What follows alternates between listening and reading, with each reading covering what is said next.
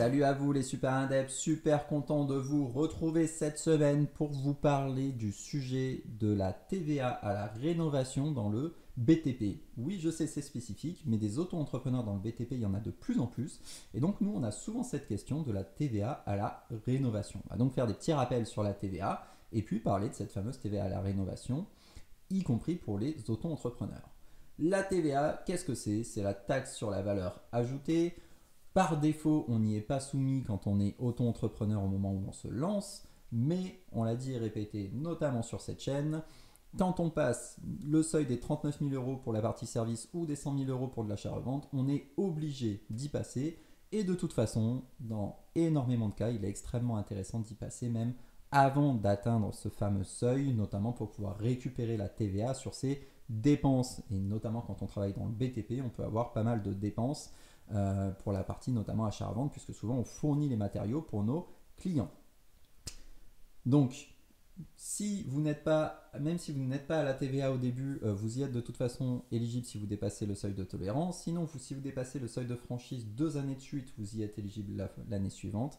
Et juste attention, parce qu'il faut à chaque fois appliquer les prorata, il y en a énormément qui se font avoir avec ça, notamment le fait que si vous dépassez au prorata la première année, vous êtes éligible dès le 1er janvier de l'année suivante. Prenons un exemple concret, si vous créez au mois de décembre et que vous faites seulement 5 000 euros, bah vous vous dites, a priori, c'est ok, parce que j'ai fait 5 000 euros, c'est moins que 39 000. Sauf qu'il faut multiplier par 12 pour tenir compte du prorata, du fait que vous avez créé le 12e mois de l'année. Et donc, vous vous retrouvez en fait avec normalement 60 000 euros. Et donc, vous avez bien dépassé le seuil de TVA, en tout cas sur l'année où vous vous êtes lancé. Et donc, au 1er janvier de l'année suivante, parce qu'en gros, vous n'avez pas dépassé le seuil des 39 000, ça c'est ok. Mais comme vous avez quand même dépassé au prorata le seuil des 39 000, du coup, vous êtes éligible au 1er janvier de l'année suivante. Alors, la TVA à la rénovation. Déjà, quand on est dans le BTP, normalement, la règle, c'est comme tout le monde, c'est 20%. De base, en fait, la TVA qui est censée s'appliquer pour tout le monde, c'est 20%. Mais il existe tout un tas d'exceptions, notamment dans la restauration, mais ce coup-ci pas la restauration dans le sens rénovation, mais vraiment justement dans le sens repas, là où on mange. Et puis, donc justement, dans le BTP. Donc de base, on applique 20%. Concernant le BTP, la TVA à 10%, elle peut exister, notamment pour des logements anciens. Franchement, c'est plutôt des exceptions.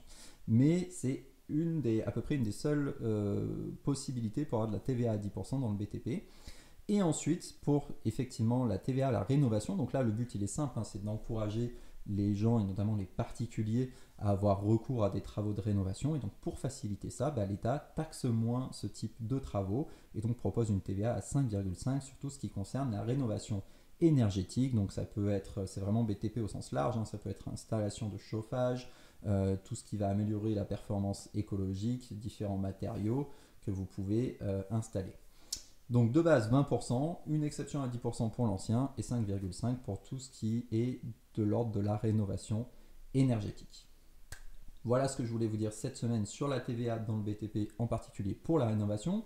Si cette vidéo vous a été utile, n'hésitez pas à nous laisser 1 ou même 2 pouces. Et puis comme d'habitude, si vous avez des questions, vous pouvez nous trouver sur les réseaux sociaux. Et moi je vous dis à la semaine prochaine.